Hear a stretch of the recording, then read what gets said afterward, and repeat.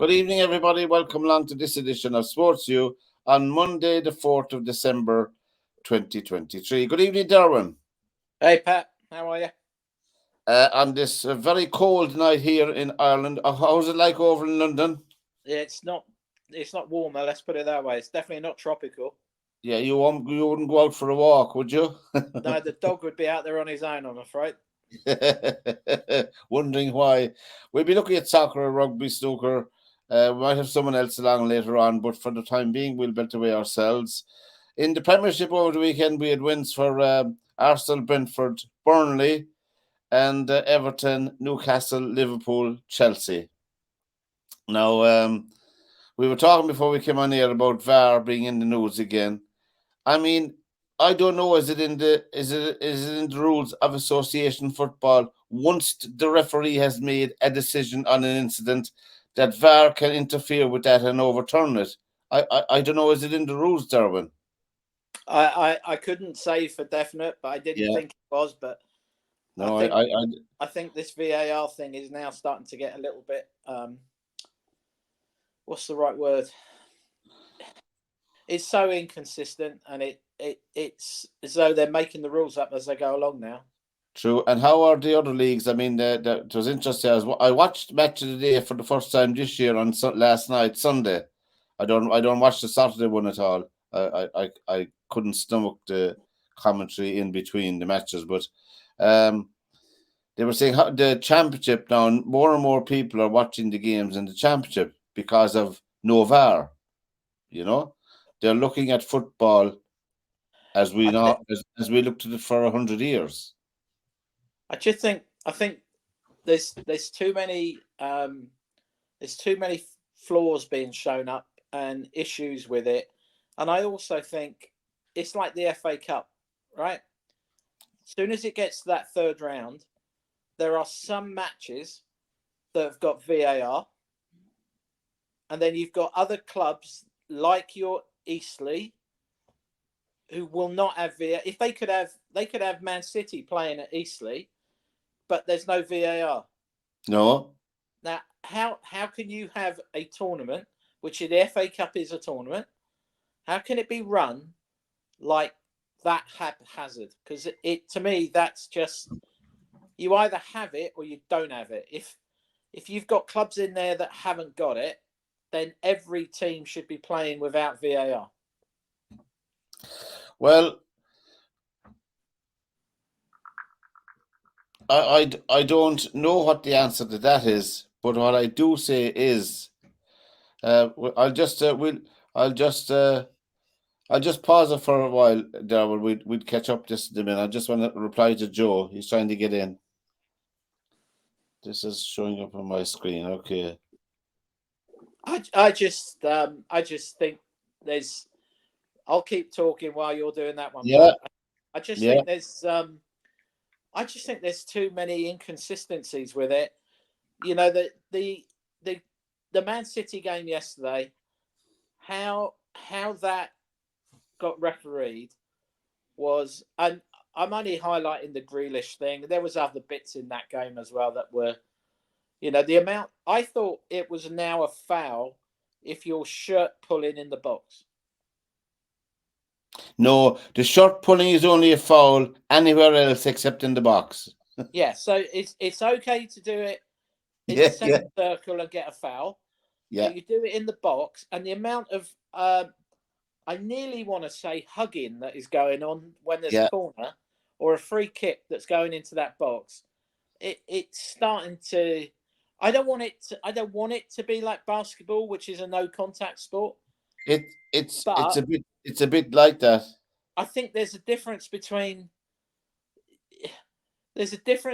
pulling people around and blocking, and I thought blocking was basically obstruction.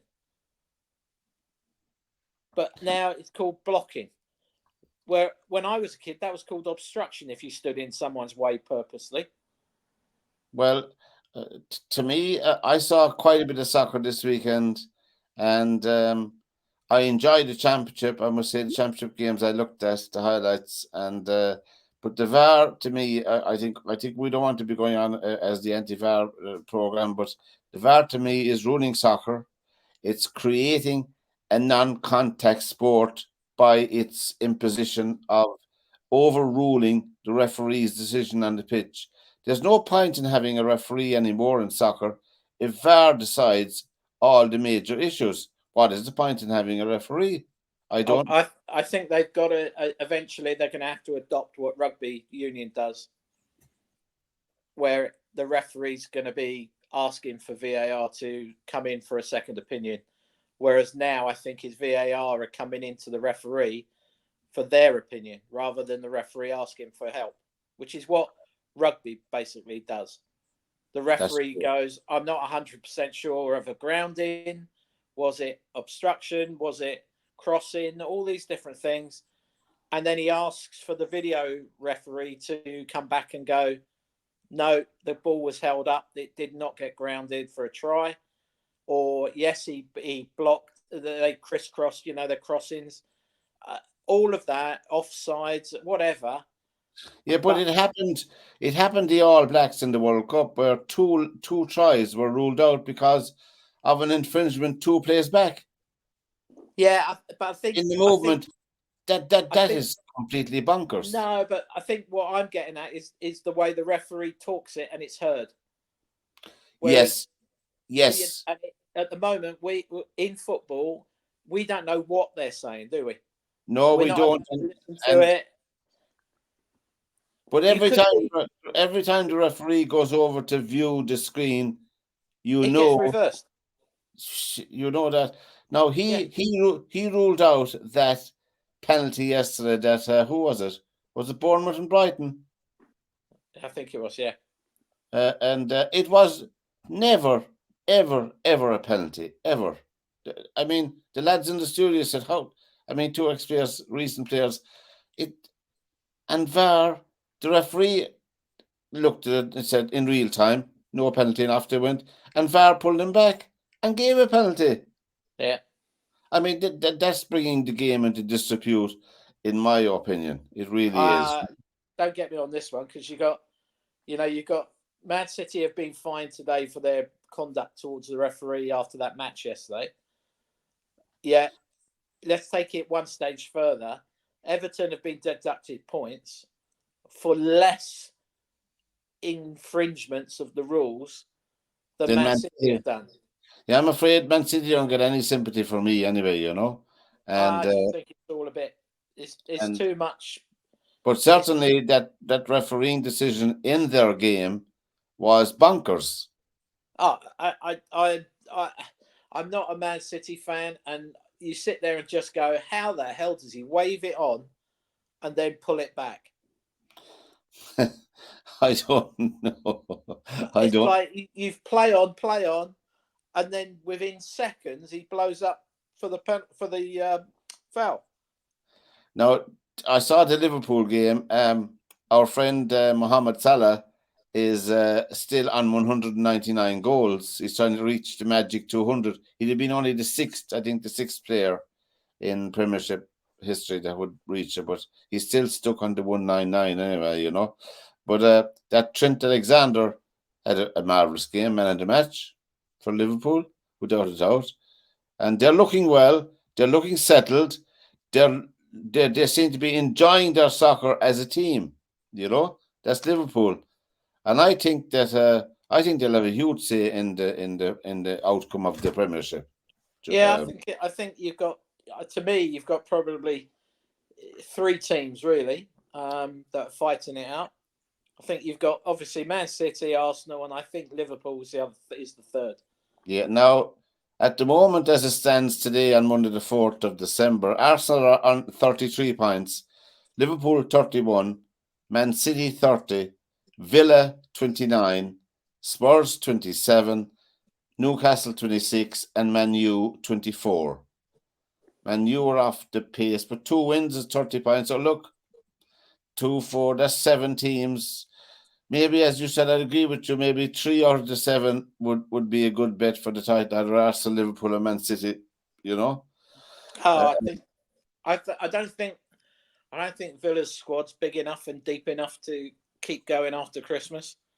Arsenal are playing tomorrow night away in Kenilworth Road against my beloved Luton. We'll see how they'll get on there. And Burnley are playing Wolves tomorrow night.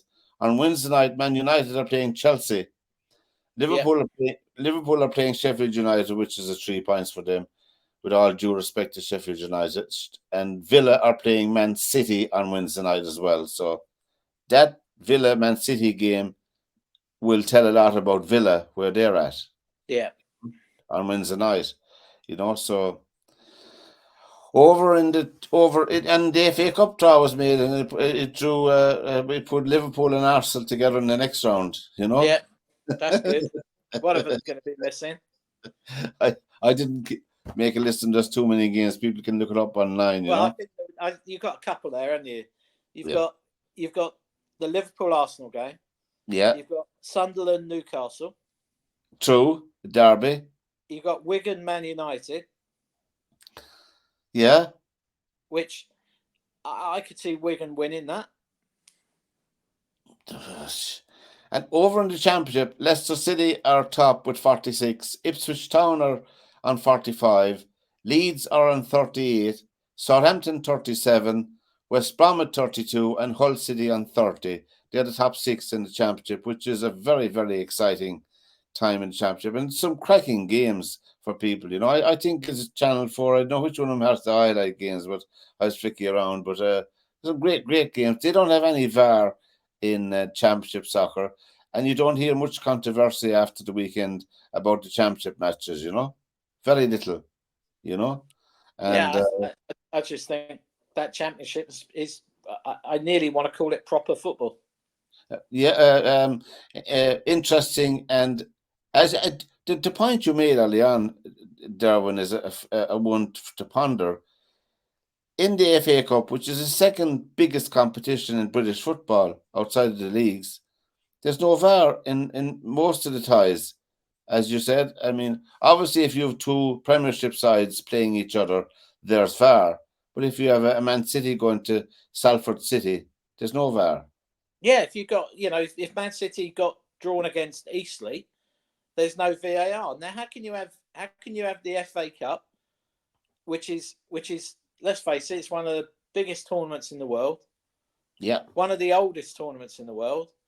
And you've got some clubs are playing with VAR and some clubs have got no VAR. How does that work? Because now you run the risk at Eastleigh playing Man City where the referee just gets it wrong. So Eastleigh beat Man City. This is all hypothetical, right? Yeah. So you got Man United playing Liverpool at Anfield, and the referee again gets it wrong, but VAR pulling back. VAR puts it right, yeah. Yeah.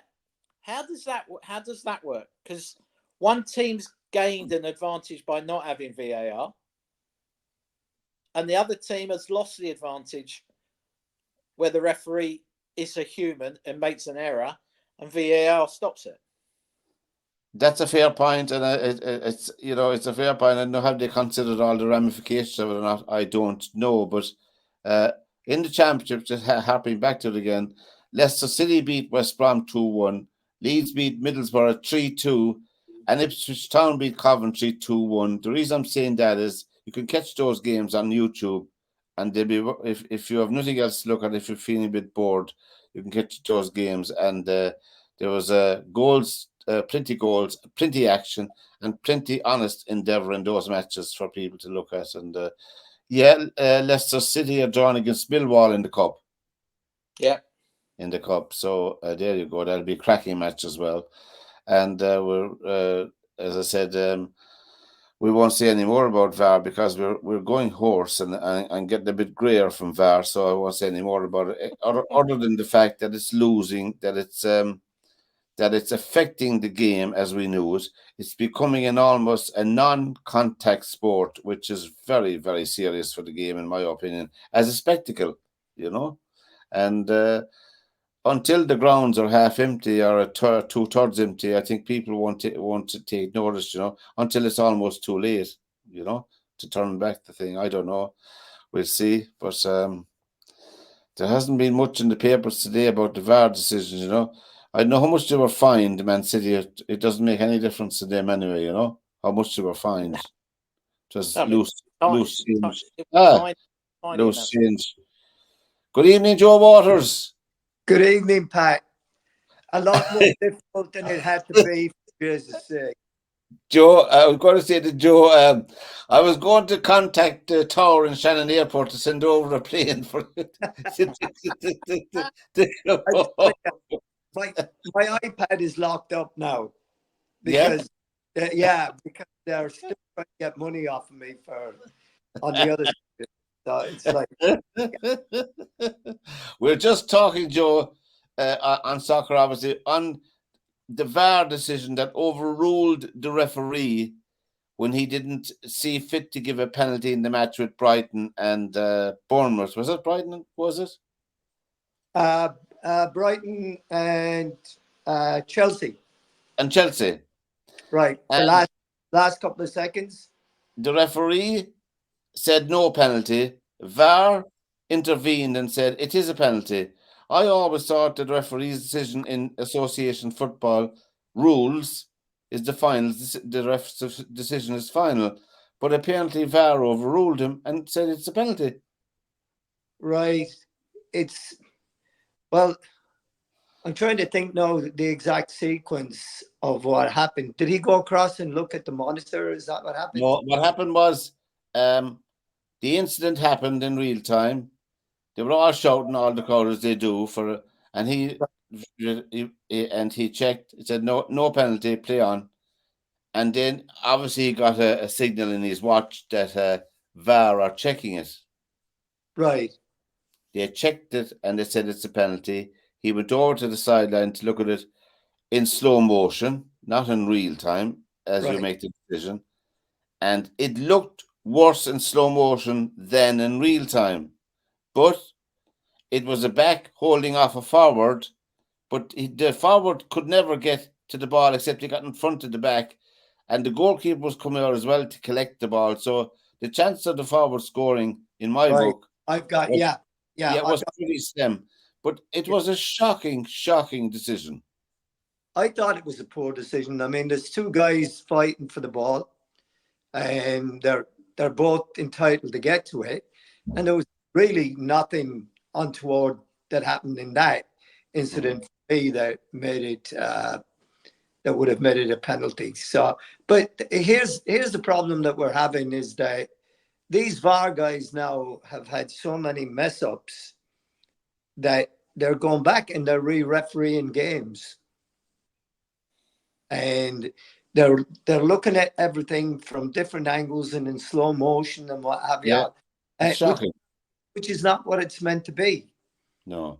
I mean, it wasn't a refereeing error. So, and it wasn't a clear and obvious error. No.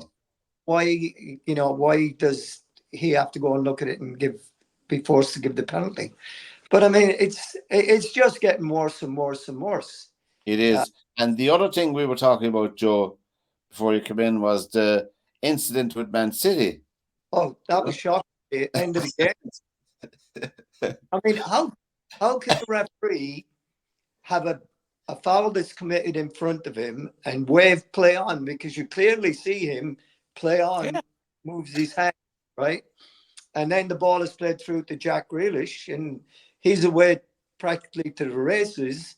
And then all of a sudden the referee pulls it back. That makes no sense whatsoever. None whatsoever. And therefore, I mean, obviously, Man City, I wouldn't have that much sympathy on a personal level, but the incident itself was wrong. Yes. Again. I mean, anytime, it doesn't matter how you feel about a team and what have you. No. It's neither here nor there. The fact is that it's not right. It's not correct. And it was a very, very poor decision by the referee. I don't think that referee will be refereeing many more Man City games. I don't think he will for a while. It hasn't got a game again with him. Well, game with him on Wednesday. Who did it play on Wednesday? Man City are playing. Man City are playing Villa on Wednesday. Yeah. I think he's on that game again. Oh, is he? Oh, we'll tune in for this is not too. But we were saying that VAR was never meant to be like this. No, it was not. No, and never meant to be like this. These guys, like I said, are re-refereeing the games. Yeah. They're in slow time, in slow motion. Yes, and nothing happens in slow motion on a soccer field. Not at all, no. And I mean, I was saying to Derwynne, you don't hear any serious outbreaks of bad decisions in the Championship, which is a cracking division this year. For some reason, there's some cracking games. Leicester City beat West Brom 2-1 in a cracking match. Leeds beat Middlesbrough 3-2, and Ipswich beat Coventry 2-1. So, I mean, you could have Leicester, Ipswich, and Leeds going up, which would be brilliant for this game of soccer, in my opinion, if those three teams went back up to the Championship. Yes. To the Premiership. Yeah. You know? Yeah. And Southampton and West Brom are knocking at the door. So you have a really, really good Championship, and they're managing all right without VAR. And as you said, the FA Cup was played, and most of the ties don't have VAR, except that in itself, to me, is ridiculous, right? So in one part of the competition in games, you have VAR in operation, and in other parts of it, you do not. So if you don't have it at every ground, then you shouldn't have it in the competition at all. True, very true. I think I got one of the stations on, Joe, that you watch, the Peacock. Yeah. On the stick, and I like the panelists on that. You know, I like the three people on that. They're very good, very refreshing, and you know, I like them anyway. I like their chats. You know, so yeah. One of the few stations I'd watch the chats in between. You know, because some of them can be very bland and not controversial. I don't mean controversial, but not challenging. But anyway, that was the soccer overview, and we have tomorrow night on soccer. We have Wolves and Burnley and Luton and Arsenal, and Luton are playing Man City the weekend as well. So I'm afraid anyway. Man United are playing Chelsea on Wednesday night. Liverpool are playing Sheffield United, and Villa are playing Man City on Wednesday night. So we'll see after this week. You know, it should be. I suppose it should be shaping up to who potentially could be champions. It's a bit early in the year. 15 games down. Yeah, it's a long way to go. In this month will tell a lot in the Premiership. You know, all these months' games and over the holiday period. But we're going to go on to just briefly we're going to go on to snooker, and Ronnie O'Sullivan won the UK Championship 10-7 over Ding Junhui. But Ronnie won it for the 8th time, and the first one he won 30 years ago. 30 years ago. It's an amazing sporting story, in my opinion. When you look at the adversity he had to overcome in his own life growing up, and we won't go into that. That's for another program, another day. But it's incredible how he grinds down and keep it going. But that was Ronnie O'Sullivan. Did you see any of that over the weekend? I didn't see. We don't get much of that here, but I mean, his achievement is absolutely amazing. When he won it the first time, he was the youngest player ever to win it. Yeah. And won it for the 8th time, and he's the oldest player ever to win it. Yeah. What an achievement that is. It is, yeah. Just do that. The other snooker players must be getting sick of him when he's doing their drawing against him, you know, because you don't know. I don't know if you've seen the documentary about him on Netflix. No, I have not. No, it's worth watching. Is it worth watching? Good. It's That's so Christmas. because they go into really more about not what he's done, but what goes on in his head when he's gone through different phases in his life. There's some funny comments. I mean, very funny. He started playing left-handed because he was bored winning right-handed. Yeah. And there was something really interesting last night because Ken Doherty, Yeah. he was saying that when Ronnie was like a kid, like in his teens, 14, 15, Ronnie's dad used to pay for Ken Doherty to come down and stay at the house and practice with Ronnie. Yeah. And he said Ken Doherty turned around and said in the one of the intervals, he said, it's really funny. He said, I'll tell you a funny story. So at the bottom of the garden was the snooker room, the snooker hall. And he said, I didn't realise until it was pointed out to me that he'd won the last 3 or 4 games that we'd played in practice. And I hadn't realised he was playing left-handed and beating me. He said his dad looked at me and he went, he's beating you now left-handed as well. And he said it was the first time I realised that he actually was switching between right and left-handed. And John Parrott turned around and said that he played him in one of the World Championships at the Crucible. And he said he was sitting in his chair and he suddenly switched to left-handed. He said in most cases you'd be standing there going, he said, in fact, you'd probably stand up and go, right, I'm going to get back on the table in a minute. He says, but it was worse when he went left-handed. He said, I just never got back up. He said, Steve Davis was saying, as part of the punditry, he turned around and said, it's seamless. He says, you don't actually know he has gone left-handed or right-handed. He said, he's just potting balls. But Ken Doherty said, literally sitting there, he's like, it didn't dawn on me at all that I was still walking around the room watching him, putting, the pink back on the spot and the black doing his own fielding for him. Yeah. And literally turned around and said, I hadn't even noticed he was beating me left-handed. And, well, that's a documentary we're recommending, lads, over Christmas. In my case, I'll watch it over Christmas. That's on Ronnie. It's on Netflix, is it? I'm sure it's Netflix. It's really good. Yeah, I'd like to see that because, I mean, sometimes when superstars, are playing the game at a very high level, while we are watching them, the appreciation may not be as deep as it should be. It's only when they stop playing that say, "Oh God, I'm sorry I didn't see so and so playing. I could have seen him playing, whatever." But there's some great bits in the documentary. Literally, where his dad is talking. Yeah. And he says he got to about 11 years old and he was like, I don't want to go to school today. I'm going to be a snooker player. So why can't I just practice today? And Ronnie's dad was like, well, yeah, you've got a point. You are going to be a snooker player without doubt, aren't you? So, yeah, all right, don't go to school. Just go, make sure you go down there and practice. So we look forward to the World Championship now, which will be coming up in March, I think. March, I think. Is it March? Got darts. The darts World Championship starts, I think, next weekend. Yeah, that's right. I think next weekend. I mean, it's Christmas when the darts is on, don't you? The Ali Pally. The darts haven't excited me as much since Taylor retired.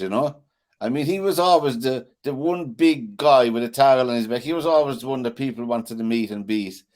I mean, Van Gerwen is good, but he's no way has the charisma of Taylor, But anyway, I don't know who the favourites are on that now. We might have a look at it next week if we think. 3 weeks' time, guys, we'll have our red hats on. I'm saying we'll have all the turkey and the ham and the grouse or the wild fowl, whatever you want, or the pigeon or the pheasant. I don't know what yours.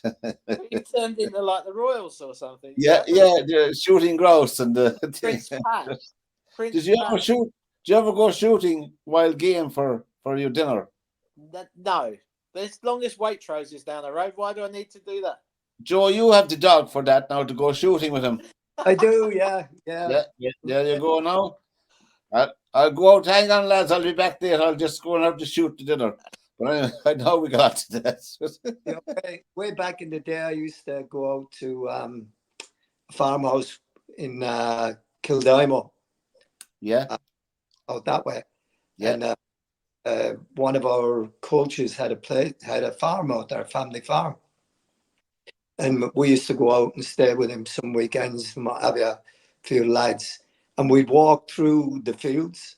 Yeah. The pheasants would be flying out of the Cover. as you were walking around there. Now, there was no hunting going on, but it was just amazing to see him just take off in front of you. You know, being a city boy, you'd never seen anything like that before. No, no. You could even find their eggs in the grass if you went looking for them. Yeah, and a beautiful meat to eat as actually pheasant is. And sorry, apologies to all the vegans out there. You know, we're don't mind that. So. But I was Roddy O'Sullivan winning the 8th title in the UK Championship, and well, there you go. And I was disappointed in Judd Trump because there was so much expected of Judd Trump 9 or 10 years ago when he came on the scene. He won 2 or 3 tournaments in quick succession, but it's all down to application, you know. It's all down to dedication, application. And in tennis as well, that's where Djokovic puts himself so far at the rest. It's down to constant dedication, training, fitness all the time. And younger players don't have that, I don't think. They don't have the longevity of the older people. You know, I couldn't see a 41 or a 42-year-old playing in the cup final and scoring a hat-trick or 2 goals, you know. Can't see it today, you know. They don't have it, the same dedication, you know. Anyway, that's our snooker. I have to mention boxing as well in over the weekend because, over in Yerevan, the World Junior Championships have been held. Our Anna Moore, a former of this show, was over there, keeping us up to date here on this side. And we got 3 medals out of it. We got 2 gold medals and a bronze medal. And we got a boxer of the tournament out of it. And well done to all the lads. You know, a small enough team, but they came away again. I mean, it's probably one of our most successful sports here internationally. I'm talking about boxing. And on a sad note, Michael Conlon, it looks like his career is over because he was battered last night up in Belfast at the event, and really, it was sad to see. I felt he should have retired in May when he got when he was beaten badly again. I tell you, he was badly advised to take this fight. That's only my own opinion. Looking at him in the ring, looking at the fight, after 2 rounds, I was saying to myself, this is over for poor Michael. Michael Connolly got a bronze medal in the Olympics, but a very successful amateur. Successful as well professionally, but really a bridge too far for him, a fight too far. Hopefully he'll be okay if, physically and mentally. But anyway, that's Michael Connolly, the boxing. Oh, in the golf, Derwynne, do you see any of the golf? This fancy tournament that Tiger Woods is playing in No, the Bahamas. the hero The challenge. challenge. Well, he finished, was it 19 or 20? He finished 20 shots behind Scotty Scheffler, did he, or something like that, you know? Scotty Scheffler won it, and in the Bahamas at -20, and still playing well. Is John Ram? It looks like John Ram has gone to live golf. I look at the reports today. In all, Yeah, but seems to be heading that way. yeah, and there's a few more being tipped as well. But anyway, I think Woods is now playing with a brace on his leg, isn't he? Yeah, he looked like a proper brace, not like a elasticated strap in. He's playing with physically playing with like those strap, those things that hold the knee and everything else. Is it called an orthopedic brace or something like that? Yes, I can't. Those great big black things that. Yeah, it's he looks still to be in discomfort, and yeah, I think I think the thing is, I don't think we really understood just how much damage he did to his leg. No one does. He nearly lost that leg. He did, until you see him trying to get around, Yeah. Until you see him going around, then that it was a very, very serious injury. It's a pity, really, because, I mean, in my lifetime, he's been supreme, Tiger Woods at his pomp was just such a good golfer, such a fantastic player. with 14 or 15. Was it 14 or 15? 14, I think. 14, 14 yeah. majors. I mean, really, I mean, McIlroy was supposed to take over from him, but there's no hope of that ever happening. I don't know. Will you? I'm pleased, to be honest, that he won't get near Nicklaus's 18. To be honest, 18 majors, and I don't mean that I'm not being nasty about Tiger Woods. No, I know what you mean. No, he won't. I think the Nicklaus thing, the Nicklaus thing with 18 majors is one thing, but when you actually start counting up, I think it was something like 36 majors. He finished inside the top 3. Yeah, I was looking at the Jack Nicklaus was just untouchable, untouchable. He's the GOAT of golf, without a shadow of a doubt. I think that never outside the top 3 in 36 odd majors. That to me is probably more impressive than having 18 majors to your name, to be honest. That's true, and we see that Dean Burmester, he won his own Open, South African Open. Yeah. And in the Australian Open, Joachim Niemanen won the Australian Open in the playoff against Japanese golfer. So he did well there. In the Ladies Open in Australia, which was held at the same time, Bohai from South Africa beat my favourite player, Minjee Lee, by a stroke, by one shot. So there you go. That was my weekend of looking at every kind of thing over the weekend. But rugby union in the United Rugby Championship, Munster did a job on Glasgow, 40-29, very impressive. And Ulster were beaten by Edinburgh 24-27, and Connacht lost to Leinster last minute kick 22-24. Bundyaki is making his reappearance for them next week, and there's some European games coming up in the European Cup next weekend in rugby for people who wants to see that, But getting back to soccer, what do we think, lads, is the long-term goals and effect of this VAR on soccer? Because as a spectacle, I don't know what it's like to be in a ground live watching something, watching the referee make a decision not to give a penalty, and then off it go play again, and then he's called back to have a look at it, at his decision. I mean, for people at the match, it must be very, very disconcerting altogether, I mean, it would be. I mean, it's disconcerting to players.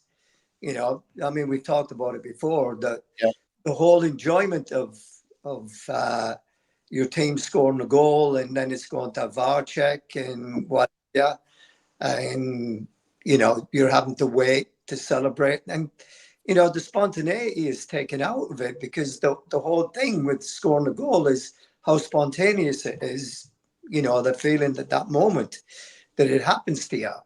And I mean, I know we've all scored a goal where it's been pulled back for offside, but at least the flag goes up straight away. And yes. At that time in the old days, you knew, okay, it's been ruled out and there's no question in it. And but now it's you never know what's happening. And the thing that I don't like about it is, what they've done now is they're going back and they're readjusting the laws, or the penalty kick law. The ball hits your body first and then hits your arm. It's no longer a penalty. Well, that you're changing the rules halfway through the season, not even halfway through the season. No, so that's else can benefit from what somebody lost a couple of weeks ago. So if you're going to play, you have to play the season out and then make your changes afterwards, to my mind. And then you're having it fair, But I think that they're going to have a rethink on this and do something about it, because it just is not working. In my, it's not working. And just the sheer inconsistency of referees. I watched the game. I think it was the Newcastle Newcastle Chelsea, or Newcastle not this week but last week. Last week, right? And there's guys getting yellow cards for kicking the ball away, right? I watched Yes. that in 3 or 4 other games, and the referee ignores it. Yeah. So how can it be a yellow card in one game and not in another game? Well, in one of the games in the Premiership over the weekend, there was 12 yellow cards, and I watched the game. I only saw the highlights of it. It wasn't a yellow card game, dirty game, ranty. You get a yellow card for a serious foul, not for just a foul. We know a difference between a foul, what we call a routine foul. I don't mean it routine, and a serious foul, you know. But And thing I of the don't know. Chelsea game at the weekend, Casado is on a yellow card, and he takes 2 people out from behind right afterwards, and the referee doesn't do anything about it. because he's a Chelsea player. Well, because Conor Gallagher was already sent off for 2 He was. yellow Gallagher cards. was. Yeah. You know, so it's like it really doesn't matter what's happened previously. No. You read the game depending on what's happening in front of you, right? And you apply the laws of the game, and that to me just seems absolutely, it just seems ridiculous. If you're going to start throwing yellow cards around for silly things, then back in, and it's always going back to the day, but a yellow card or a booking in the old days used to be for something that was a bit more serious. Yeah. Than run-of-the-mill stuff. I mean, fouls happen. I mean, a thing that disturbs me, I never played the game that much on a local thing, but when you go up to head the ball with your opponent, your hands are free. You know what I mean? For balance. Do you know what I mean? You move your hands for balance. It's a human thing. And one of the players in the match over the weekend went down after one of the back came out and held the ball away, and his hand tipped him. He went down holding his hand and his leg, that player, as if he was stone dead. And I said to myself, what are the manager's attitude to a player like that? You know, I think it's terrible. The referee came up, booked your man that headed the ball, booked him, and gave a free against him, and did nothing to the guy on the ground. As soon as he gave your man the other card, the 2 injuries he got cleared up immediately. Right. That is going on too often in the game of soccer. It's ridiculous. It's ridiculous how much it's going on, and what guys are trying to do now with the con referees with the head injuries and stuff like that. Bring back Norman Hunter. Yeah. You know, if you had Hunter, Harris, Tommy Smith, they wouldn't be playing half the season. They wouldn't be playing half the game, you mean? No, they wouldn't. They'd be continually sent off, wouldn't they? Now be Styles as well. Yeah. Peter Story from Arsenal. Yeah. Their defensive midfield player was, notorious for that. Billy Bremner. Yeah. Jersey would have probably been the same way. I mean, Jersey could look after himself out there. Oh, he could. He could, yeah. I mean, even if you go slightly modern now and go Roy Keane. Yeah. Yeah. Well, Johnny Giles is no fan of VAR anyway, What about Vinnie Jones? Vinnie Jones wouldn't get a game, would he? Who's that? Vinnie Jones. He wouldn't actually. You couldn't afford to put him on the pitch, could you? You could, yeah. I mean, to me, Joe, you're the expert, but I sit there and I love football, right? I love watching football. Yeah. Give me a game of football over a game of golf, right? Watching it. Yeah. You stand there, you've got goalkeepers who, when it gets to about 86 minutes, decide to catch a header back pass, headed back pass, and they fall flat on their front as if they've just taken one from Peter Lorimer and they've just hold on to it. And they lie down in the ball. Yeah, and you're like, well, okay, that's another minute disappearing. Yeah. Then you've got, I always thought if the ball went out like the right-hand side of the goal, for a goal kick, you took it from the right-hand side of the box. You did, yeah? Now they walk across to the left-hand side to take it because it's a few more seconds. Yeah. Right. And then it's 2 or 3 run-ups after they've cleaned their boots 15 times. Yeah. And to me, it's just... it's like you start rowing with the telly, don't you? You do. You're shouting at the telly ref. No. Do something about it, for Christ's sake. I mean, this is getting silly. We'll be often slagging Joe here on this program about American football. It takes all night, but it's looking that the soccer matches will be running into 2 hours soon. That's that I talked about probably 6 weeks ago. That was on one of the Sky programs. That one of the games, I can't remember who it was. It was something. It was a big game. It was like Liverpool, Man City, or something like that. Yeah, but yeah. The ball was in play for 50 minutes. Right. And you're sitting there going, well, what the hell happened to the other 40 minutes? Well, you have this guy with a board over on the sideline pressing buttons to put on the right numbers, you know. And then the 2 guys coming on are waiting for the other guys to give them a big kiss as they're coming off. And for what? I mean, I thought they were having to walk off the nearest side pitch now.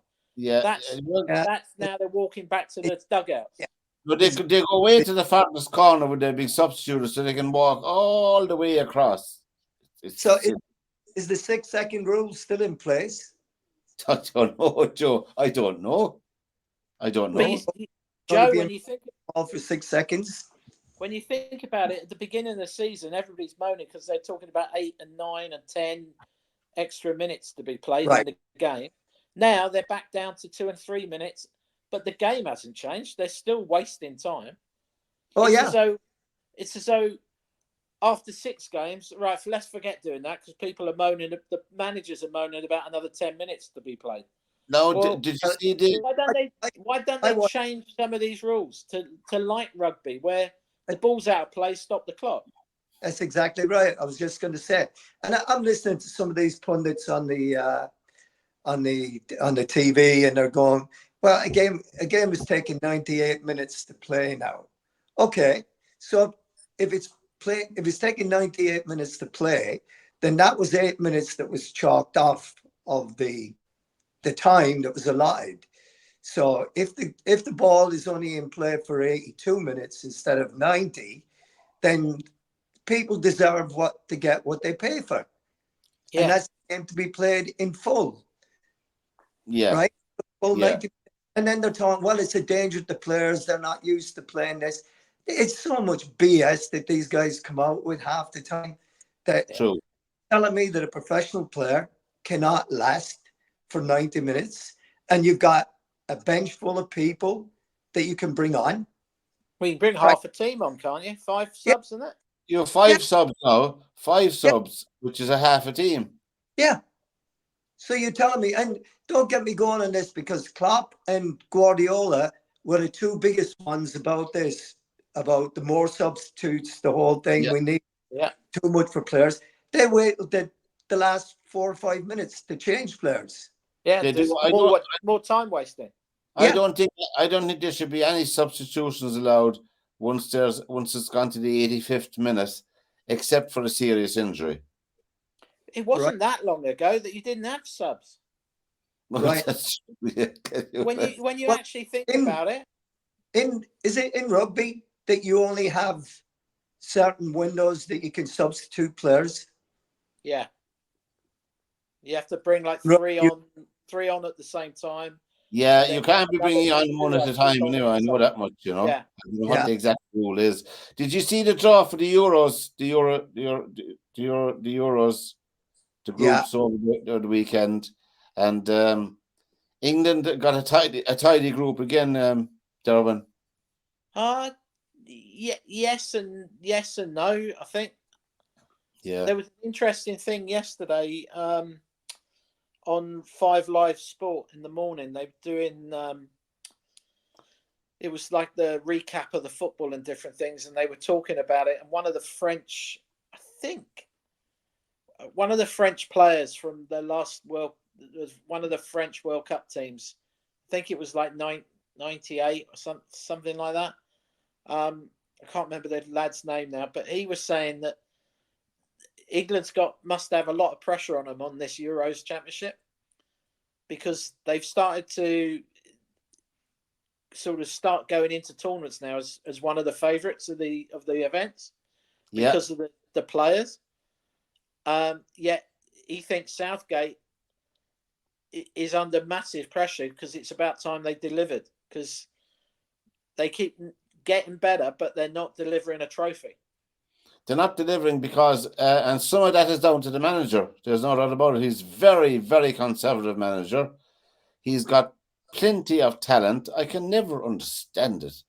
Why they have talented players, talented team, and a clown for a manager. I can't understand it. Well, it was an interesting comment yesterday. I mean, he's done a real good job of getting them to the late stages tournaments. And let's be very honest here. I mean, it is so difficult to win these tournaments. Mm-hmm. You know, I mean, already the British press is piling on with the pressure that it's England's championship to lose. Yeah. What a load of garbage that is. Mm. When you're talking about there's a team in this same tournament that have been to the last two World Cup finals. Right? France, correct? Yeah. They won the one before that. Yeah. Right? Conveyor belt of talent that comes through their youth systems, and they're absolutely fantastic. The Germans are in disarray, but where is the tournament? Yeah, Germany, isn't it? Right. So you don't think it's going to be like 96 when they played it in England for Germany? Of course it's going to be like that, you know. And then you've got the other ones that are under pressure right now. You've got you've got Spain. So are we being totally disrespectful to Spain when Italy winning? I like the cut of Portugal myself. Yeah. I was just saying Portugal, Italy. They have a good mix of youth and experience in the Portuguese team. They'd be a good outside bet for the Euros. That's my opinion.